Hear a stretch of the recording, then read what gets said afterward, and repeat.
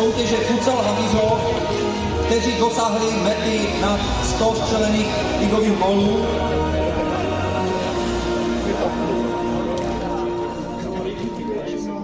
Takže budeme vyhlašovat 4 nejlepší střelce.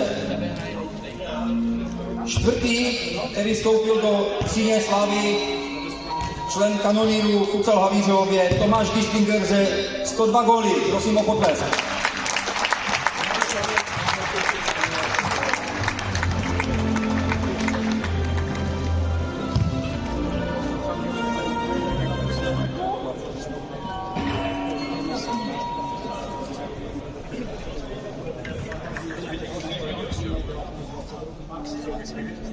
Třetí člen kanonýrů je Jaroslav Foldina ze 113 góly.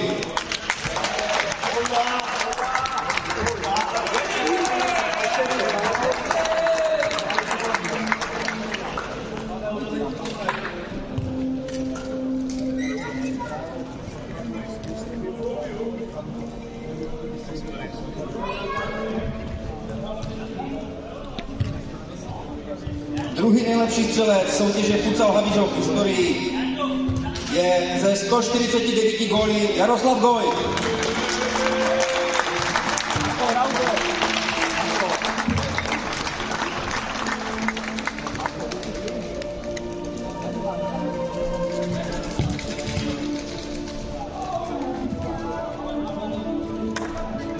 No a prvním nejlepším střelcem Futsal Havířov je Jiří Marek ze 179 góly.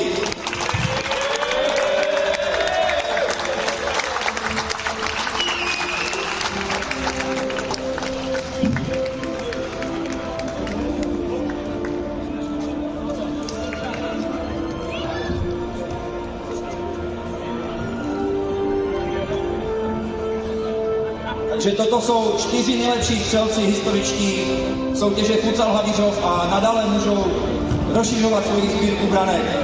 Prosím o velký potlesk pro všechny.